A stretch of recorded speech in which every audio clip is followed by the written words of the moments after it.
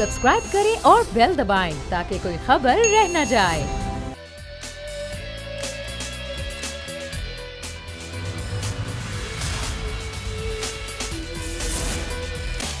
बिस्मिल्लाहिर्रहमानिर्रहीम, अस्सलाम वालेकुम। प्रोग्राम में मैं सुमैया रिजवान आपको खुश आमदीद कहती हूँ। नाजरीन, पाकिस्तान में कोरोना वायरस के शिकार मरीजों की तादाद 10,000 तक जा पहुंची है। अगर हम बात करें कराची की, तो कराची दूसरा बड़ा शहर है जहां पर मरीजों की तादाद ज़्यादा है। पंजाब में सिंध से भी ज़्यादा ये तादाद है। अगर हम आज की ही बात करें तो पिछले 24 घंटों में जो सिंध में केसेस आए उनकी तादाद 320 है, यानी कि नए केसेस 320 आए हैं, जिसमें 308 केसेस ऐसे हैं जो लोकली ट्रांसमिट हुए, यानी कि एक शख्स से दूसरे शख्स को मुंतकिल हुए। अभी वज़ीर आला की आपने बात सुनी, वो ये कह रहे हैं कि केसेस बहुत तेज़ी के साथ बढ़ रहे हैं।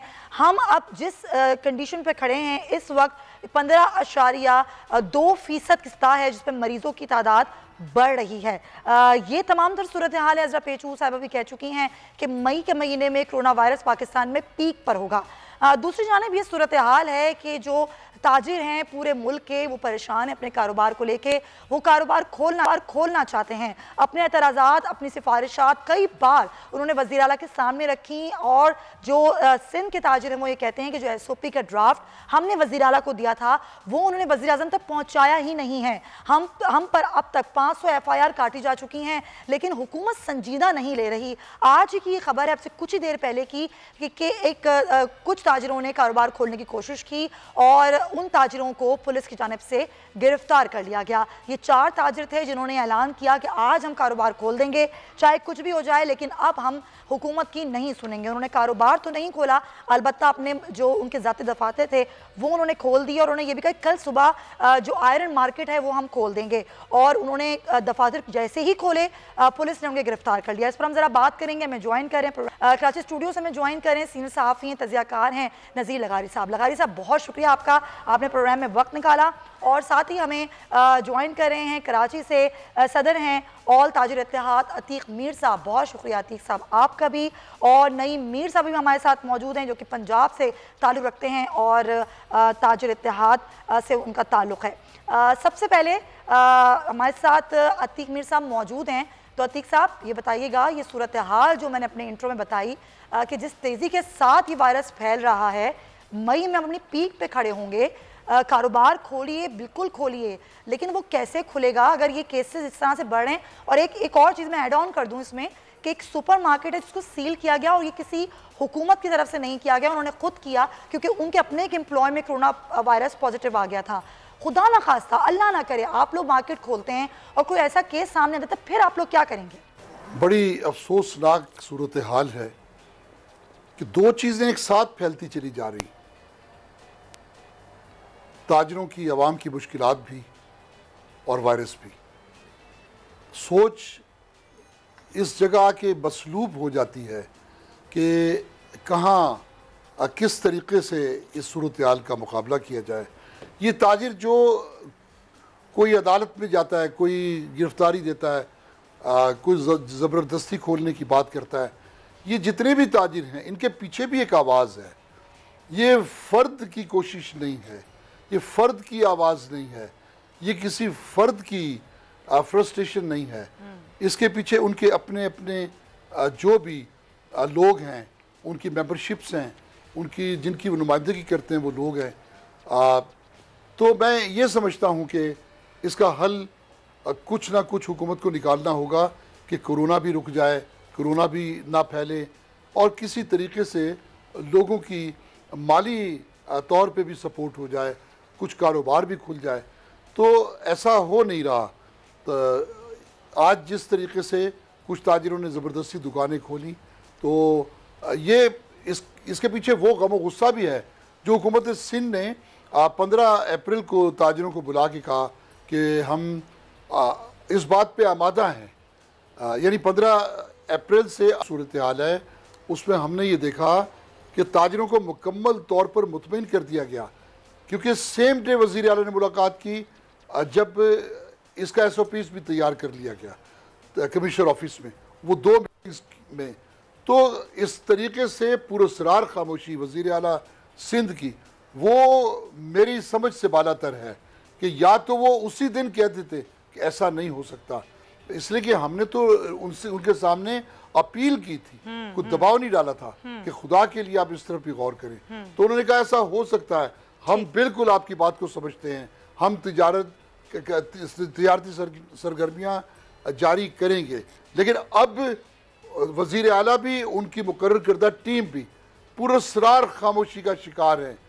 ये मेरी समझ से बाला ये पुरस्कार ताजरों के साथ उन्हें सियासत है। बिल्कुल सही, आपका एक पॉइंट भी आ गया और आपकी बात भी बिल्कुल ठीक है कि एक साथ फैल रही हैं दोनों चीज़ें, कोरोना भी और बेरोजगारी भी, काबू कैसे पाएंगे? नहीं मीर साहब, पंजाब में तो कुछ हद तक कारोबार खुल भी गया है, लेकिन उसके बावजूद आपके अपने तहफ़्फ़ुज़ात हैं।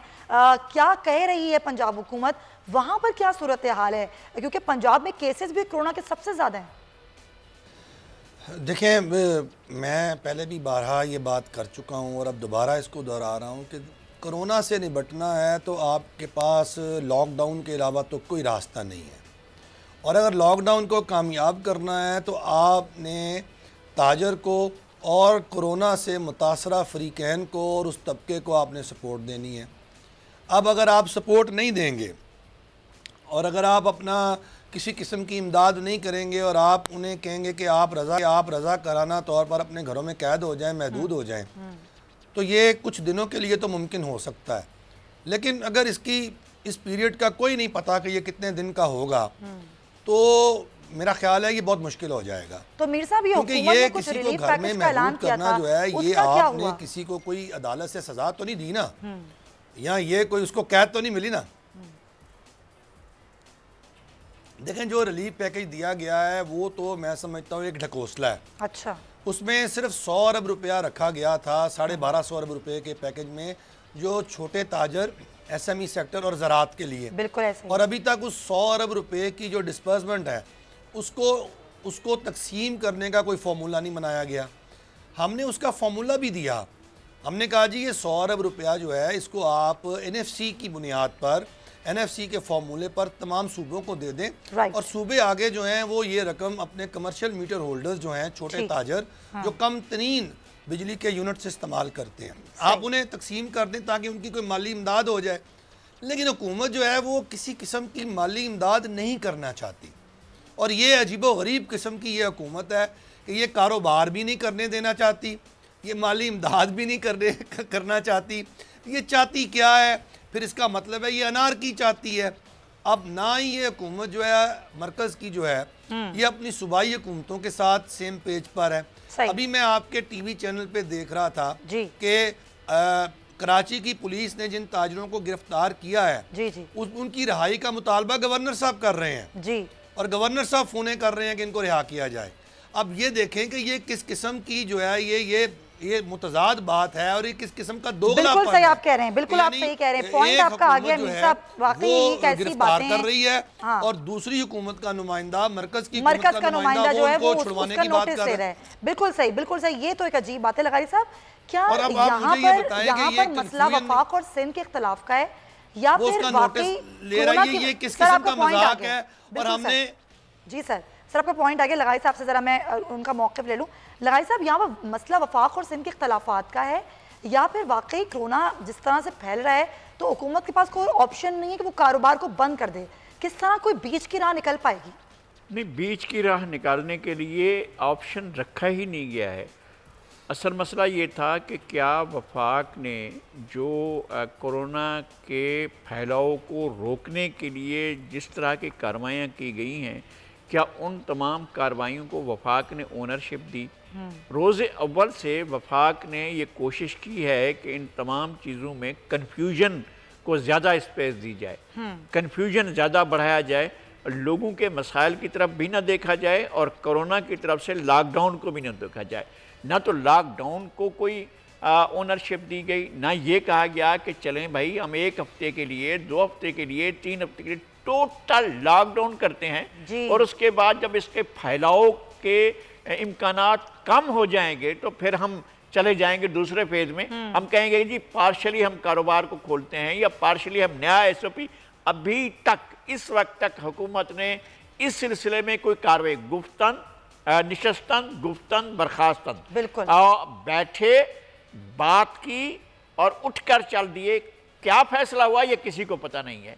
तो वफाक को तमाम सूबों के साथ, स्टेक होल्डर्स के साथ जी, अब पहले तो एक साथ बैठना बड़ा मसला है कि लोग बैठें कैसे एक दूसरे के साथ।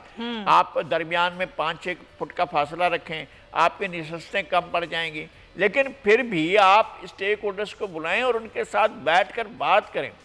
क्या मतलब है कि ताजरों को ये बात समझ में नहीं आ रही है? ये मीर साहब, अतीक मीर साहब इस बात को नहीं समझेंगे क्या? ये मीर नसीर साहब जो बात कर रहे हैं ये हमारी समझ में नहीं आ रही। हम तो समझ रहे हैं इनकी बात को, हम दोनों की बात को समझ रहे हैं और उसकी संजीदगी को भी समझ रहे हैं और उसका हल भी जिस तरह से ये तजवीज़ कर रहे हैं वो भी सामने आ सकता है।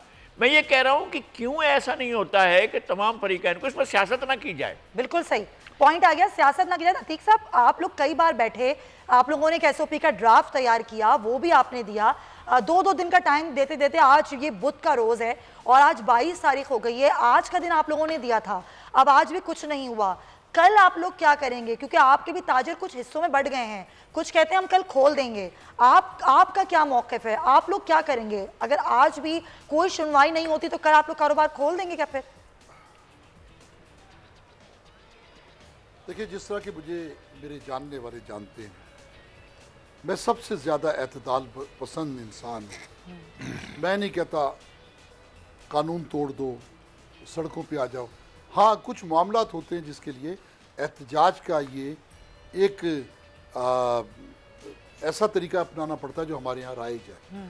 लेकिन कोरोना के मामले में मैं कतई तौर पर इश्तियाल अंगेज़ी या जबर या ज़बरदस्ती का कायल नहीं हूँ।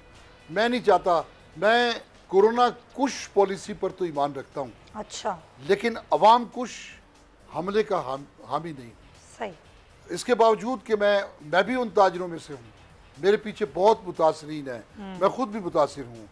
यकीनी तौर पर दुनिया में लॉकडाउन का एक सिलसिला जो है उसके पीछे देखना चाहिए। एक जानवर को भी आप घर में बंद करते हैं तो आपको ये जहन में याद रहता है कि इसके खाने का क्या होगा। लेकिन ये कैसा लॉकडाउन है कि आपने पूछा ही नहीं पीछे। अब हुकूमत सिंध ने तो सडनली लॉकडाउन किया और पूछा नहीं कि पीछे किसी को खुराक मिली भी है कि नहीं। अपने दफातर में, अपने ऐवानों में बैठ के ऐलान करते रहे कि इतने लाख राशन बांट देंगे। कागज़ के ऊपर अवाम की मदद का सिलसिला जारी रहा, मीडिया के ऊपर अवाम की मदद का सिलसिला जारी रहा। ये ताजिर ही थे जिन्होंने लोगों को राशन पहुंचाया। आज तक उसकी तकसीम का अमल जारी है। तो मैं आपसे ही सवाल करना चाहूंगी अतीक मीर साहब, ये जो एसओपी थी ये तय क्यों नहीं हो रही? मुश्किलात कहाँ आ रही हैं? आई मीन रुकावट कहाँ आ रही है ये एसओपी तय होने में? या तो जिस दिन एसओपी तैयार की गई उसके बाद हुकूमत समझती होगी कि शहर में वायरस के फैलाव की तादाद में इजाफा हुआ, या फिर ये सियासी बुनियाद पर ये सब कुछ हुआ और नीयत नहीं थी कि शहर को खोला जाएगा। क्योंकि जिस तरीके से आप ये गवर्नर का बीच में आना, जिस तरह वज़ीर आला का ताजरों से मिलना, तो ये अब भी कुछ सर्द और किसी जगह गर्म जंग का सिलसिला जारी है वफाक और हुकूमत सिंध के दरमियान। लेकिन इन चक्की के 2 पार्टों में ताजरों का पीसा जाना ये अफसोसनाक है। हुकूमत सिंध ने जब तमाम तर मामलात पे मशवरा कर लिया, जब एसओपी तय हो गई, हमने मंजूर कर ली, हमने हुकूमत सिंध की बताई हुई एहतियाती तदाबीर और मार्केटों के खोलने के तरीक़ाकार को कबूल किया। अब सिर्फ हुकूमत ने ऐलान करना था।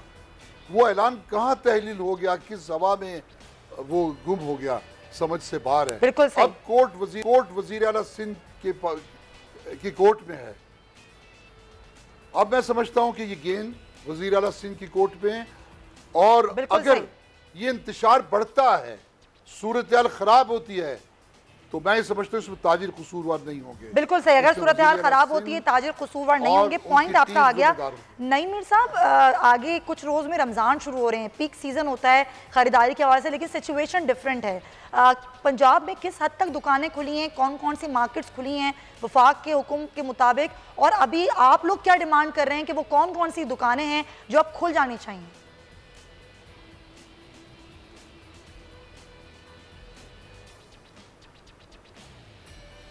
देखें, इसका तो मैं आपको सवाल का बाद में जवाब देता हूँ। मैं सिर्फ गवर्नर जो सिंध हैं उनके इस बयान पर छोटा सा तबसरा ये करना चाहता हूँ कि गवर्नर सिंध ये ज़रूर बताएं कि पंजाब मरकज़ में उनकी हुकूमत है, KPK में उनकी हुकूमत है, तो क्या उन्होंने अपनी इन हुकूमतों में ताजरों के साथ बैठ कर कोई SOPs ऐसे बनाए हैं, कोई ऐसा ड्राफ्ट तैयार किया है या कोई ऐसा कोई फाइनलाइजेशन की हुई है?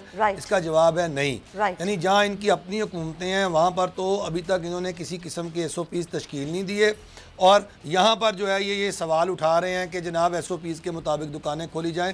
तो ये एक इंतहाई मुनाफिकत और कन्फ्यूजन फैलाने के लिए वफाक और उसके नुमाइंदे जो हैं और वफाकी हुकूमत ये खुद ही जो है ये काम कर रही है। अब आता हूँ मैं आपके दूसरे मेजर सवाल की तरफ, दूसरी बात की तरफ। देखें, रमज़ान आ गया है, अब रमज़ान से वाबस्ता हमारा एक बहुत बड़ा सेक्टर है जो रमज़ान से उनका बिज़नेस वाबस्ता होता है। हमने अपना बारहा ये हुकूमत को ये बावर कराया है कि जो हमारा गारमेंट्स का बिज़नेस है, जो हमारा शूज़ का बिज़नेस है, जो बच्चों के बड़ों के कपड़े, दर्जी, और फिर इसी तरह जो रंगाई होती है, दुपट्टों की रंगाई, कपड़ों की रंगाई, और इस तरह जो सारा मुंसलिक बिज़नेस है हमारा, हमने कहा था कि जी आप इसको जो है वो फौरी तौर पर खोलें। उसकी वजह ये है कि इस बिजनेस को ठीक है वो उसको खोलें। जाहिर जो कपड़ों की मार्केट है, जूतों की मार्केट है, जिसकी लोग हम में करते हैं, उसको वजह। बहुत शुक्रिया आपका नईम मीर साहब भी, अतीक मीर साहब आपका भी बहुत शुक्रिया आपके कीमती वक्त का, और तमाम तर सूरत हाल को हमने कवर करने की बहुत हद तक कोशिश की। यहाँ पर ब्रेक शामिल करेंगे, ब्रेक के बाद वापस आएंगे तो जरा सूरत हाल जानने की कोशिश करेंगे डॉक्टर्स क्या कहते हैं, हम अभी किस स्टेज पर हैं और मई में सूरत हाल कोरोना के हवाले से क्या होगी। Stay with us.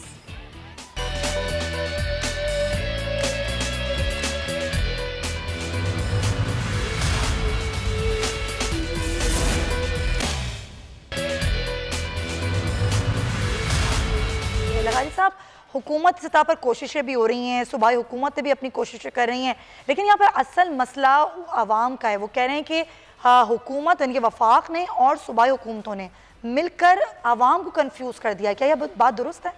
कतई तौर पर दुरुस्त है, इसलिए कि शुरू से लेकर अब तक सारा मामला कन्फ्यूजन का शिकार रहा है। सारी हुकूमतें एक पेज पर नहीं रही हैं।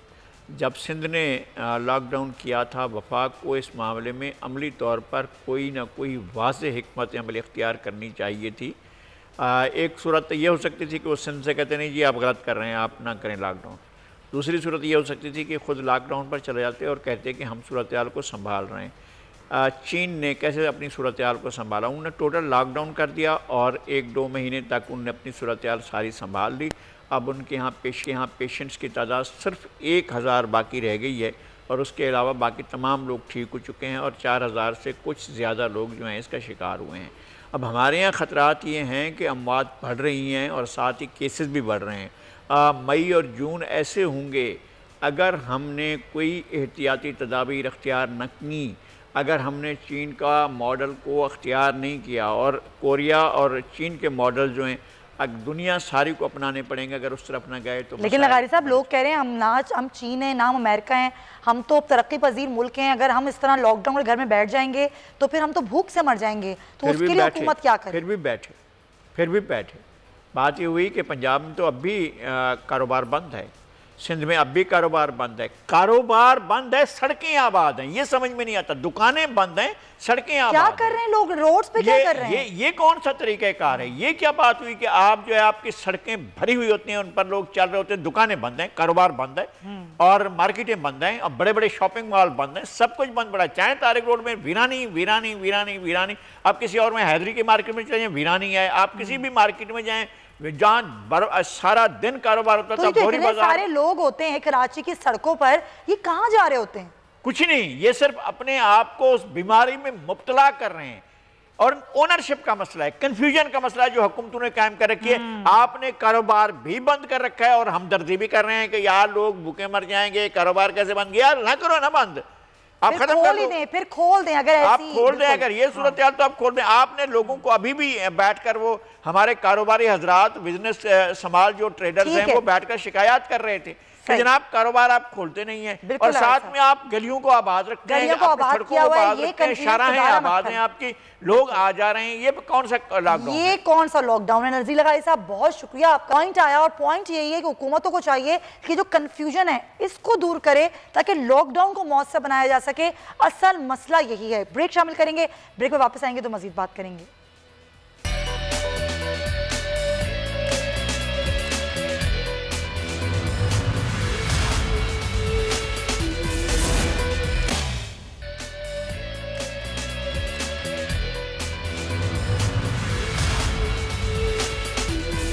Welcome back to the show. Program के हिस्से में कुछ बात करेंगे। लाहौर हाई कोर्ट में आज कोरोना क्राइसिस के दौरान बार एसोसिएशन को फंड्स ना जारी करने के हवाले से एक दरख्वास्त थी, इस पर समाअत हुई और chief justice Lahore high court Mohammad Qasim Khan ने हुकूमत के एहसास प्रोग्राम के तरीक़ेकार पर सख्त बरहमी का इजहार किया और उन्होंने कल उस्मान बुज़दार के पर्सनल सेक्रेटरी को तलब किया है और ये कहा है कि वकला के लिए जो फ़ंड मुख्तस किया गया था वो क्यों नहीं वकला को मिल रहा। और साथ साथ उन्होंने ये भी कहा कि लोग जो मुस्तहिक हैं उन तक इमदाद पहुंच नहीं रही, सिर्फ तस्वीर बनाई जा रही है। हुकूमत वकला की मदद करके कोई एहसान नहीं करती। लेकिन असल बात यह है कि चाहे वो वकला हो, चाहे वो हर कोई जो हकदार है, जो मुस्तहिक है, उसको उसका हक पहुँचे और बग़ैर उसकी इज़्ज़त नफ्स मजरूह हुए बगैर पहुँचे। तो इस पर हम ज़रा बात करेंगे। डिप्टी ब्यूरो चीफ मियाँ दाऊद हमारे साथ मौजूद हैं। मियाँ दाऊद, ज़ाहिर है ये बड़ी अहम चीज़ है। आज खुद लाहौर हाई कोर्ट ने इसका नोटिस लिया, लेकिन लोग तो ज़ाहिर परेशान हैं। वो ये कहते हैं कि हम मुस्तहिक हैं लेकिन हमें इमदाद के लिए अपने आप को एक तरीके से इंतहाई पश्चिमाने का शिकार करना पड़ता है, चाहे वो वकला हो, चाहे वो एक आम आदमी हो जो मुस्तहिक है। क्या रिमार्क्स में मजीद क्या कहा है लाहौर हाई कोर्ट ने? जी सुमैया, ये वफाकी हुकूमत और सूबाई हुकूमतों की तरफ से मजमूई तौर पर ही ये रवैया देखने में आ रहा है कि वो तस्वीर तो बना रहे हैं, अपनी तशहीर तो कर रहे हैं, लेकिन जो मुस्तहिक अफराद हैं उन तक जो अमदाद है या राशन है वो नहीं पहुंच पा रहा। आज लाहौर हाई कोर्ट के सदर, लाहौर हाई कोर्ट बार के सदर ताहिर नसरुल्लाह वड़ाइद साहब की क़ियादत में पूरी हाई कोर्ट बार की काबीना जो है उन्होंने ये दरख्वास्त दायर की, जिसको chief justice Lahore high court mister justice Mohammad Qasim Khan sahab ने बड़ी पेशेंस हेयरिंग के साथ सुना। वकला का दरख्वास्त का ये इशू सिर्फ ये था कि जो जिस तरह तमाम मकतबा फ़िक्र के लिए हुकूमत जो है वो फ़र्ज़ मुख्तस कर रही हैं, लेकिन जो वकला हैं पंजाब के बिलखुसूस वकला हैं, क्योंकि पंजाब सबसे बड़ा सूबा है, यहाँ पर वकला की तादाद भी बहुत बड़ी है, यहाँ पर हुकूमत जो है वो बेहिसी का मुशाहरा कर रही है। और उस्मान बुज़दार साहब जो हैं वो गुज़श्ता 2 हफ्ते से वकला के फ़ंड्स की समरी जो है वो दबा कर बैठे हुए हैं। ये बात जब बताई गई, इस बात की जब निशानदेही की गई, तो पंजाब हुकूमत के जो वहाँ पर वकील मौजूद थे उन्होंने इस बात का एतराफ़ किया कि ये बात दुरुस्त है। अच्छा। कि अभी तक वकला की जो समरी थी उसके ऊपर वज़ीर आला पंजाब ने दस्तखत नहीं किए, जिसके ऊपर chief justice Lahore high court mister justice Mohammad Qasim Khan ने बरहमी का भी इज़हार किया और फिर बात आगे चल पड़ी और chief justice Lahore high court ने ये रिमार्क्स दिए कि मजमूई तौर पर जो वफाकी हुकूमत की कारकर्दगी है और बिलखसूस जो एहसास प्रोग्राम है वो सिर्फ तशहीर बनकर रह गया है। एहसास प्रोग्राम की जो सरबराह हैं डॉक्टर सानिया, उनका नाम लेकर एक तो ये स्पेसिफिकली हो गया ना मियां दाऊद कि वकला को फंड्स नहीं मिल रहे, जाहिर उस पर अदालत ने बरहमी का इज़हार किया। लेकिन बतौर मजमूई अगर हम बात करें पंजाब की, क्योंकि हमारे साथ ताजिर थे पंजाब के मौजूद, तो वो भी यही कह रहे थे कि जो हुकूमत ने फ़ंड का कहा था कि वो ताजरों के लिए रिलीफ फ़ंड मुहैया करेगी, वो सिर्फ ढकोसला है। तो बतौर मजमूई लोग कह रहे हैं कि हमें फंड्स नहीं मिल रहे, वो पेपर वर्क ज़रूर हो रहा है लेकिन वो ग्राउंड रियलिटीज़ बिल्कुल डिफरेंट हैं। तो वाकई पूरे पंजाब में ये सूरत हाल है। अगर मैं स्पेसिफिकली वकला की बात ना करें तो जो लोग हैं, जो मुख्तलिफ लोग हैं, चाहे वो ताजिर हों, वकला हों या आम शहरी हों, तो इमदाद किसी को नहीं मिल रही। ये बात मुसलसल गुज़श्ता 3 हफ्ते से इस बात की निशानदेही की जा रही है, मीडिया के ऊपर भी, सोशल मीडिया के ऊपर भी। जब हम आम पब्लिक में जाते हैं, लोगों से मिलते हैं, तो वो भी इस बात की निशानदेही कर रहे हैं कि वफाकी हुकूमत की तरफ से और सूबाई हुकूमत की तरफ से सिर्फ तशहीर की जा रही है, अमली इक़दाम नहीं उठाया जा रहा। हम थोड़ी देर पहले डॉक्टर ज़फ़र मिर्ज़ा साहब की जो मीडिया ब्रीफिंग है वो सुन रहे थे और गुज़श्ता 3 हफ्ते से हम पूरा पाकिस्तान जो है वो उनकी मीडिया ब्रीफिंग सुन रहा है। इसी तरह इमरान खान साहब आ जाते हैं, एक आध दिन छोड़ के वो आके मीडिया ब्रीफिंग कर जाते हैं, अपने मशीरियों को लेकर आ जाते हैं, हाँ भी तुम बताओ क्या किया, तुम बताओ क्या किया, तुम बताओ क्या किया। लेकिन ग्राउंड रियलिटी ये है कि आज भी पाकिस्तान का, बिलखसूस पंजाब का, कोई भी जो मुस्तहिक शख्स है उस तक अमदाद नहीं पहुँच पाई। जिन अफराद को मैं ज़ाती तौर पर जानता हूँ, जिन अफराद को मेरी वसातत से एहसास प्रोग्राम के नंबर के ऊपर टेक्स्ट मैसेजेस किए गए, उनको अभी तक जो है वो अमदाद नहीं पहुंच पाई। सिर्फ बातें की जा रही हैं। हुकूमत की तरफ से एक पॉलिसी शायद बना ली गई है कि हमने मीडिया के ऊपर आकर टका कर झूठ लेकिन मियां दाऊद ये भी तो हो सकता है कि जिस तरीके से हुकूमत कह रही है कि इतना ज्यादा डाटा है कि उसको अब हमें जाहिर है उसकी शफाफियत को भी मद्देनजर रखना है, तो वो डाटा इकट्ठा हो रहा है, वो करोड़ों के हिसाब से मैसेजेस हैं, उनको जाहिर है क्लैरिफाई करना, फिर उसके बाद मुस्तक़िल इमदाद पहुंचना, तो हो सकता है ये भी एक वजह हो ताखीर की, इसलिए भी ना मिला हो अब तक। सुमैया, कोरोना वायरस जो है वो कल नहीं आया। पूरी दुनिया के अंदर कोरोना वायरस जो है वो गुज़श्ता 3-3.5 माह से चल रहा है और ये एक दिन ना सही 2 दिन के अंदर ये डाटा इकट्ठा किया जा सकता है। हुकूमत अगर ये कहती है कि हम डाटा इकट्ठा कर रहे हैं, अभी से हो नहीं पा रहा, तो ये हुकूमत बेसिकली इनडायरेक्टली अपनी जो गफलत है उसको एडमिट कर रही है। पॉइंट लेकिन मियां दाऊद बिल्कुल हुकूमतों को चाहिए, नहीं ले सकते। बिल्कुल शुक्रिया मियां दाऊद आपका, और ये हुकूमतों को सोचना चाहिए, चाहे वफाकी हुकूमत हो या सूबाई हुकूमतें, ये वक्त मुश्किल है, इस मुश्किल वक्त में अवाम अकेले कुछ नहीं कर सकती। आप इमदाद जल्द से जल्द पहुंचाएं, क्योंकि अब आवाम का जो सब्र का पैमाना है वो लबरेज हो चुका है। इसी पॉइंट के साथ प्रोग्राम को वाइंड अप करेंगे। अपना बहुत ख्याल रखिएगा, कल मुलाकात होगी। अल्लाह हाफिज।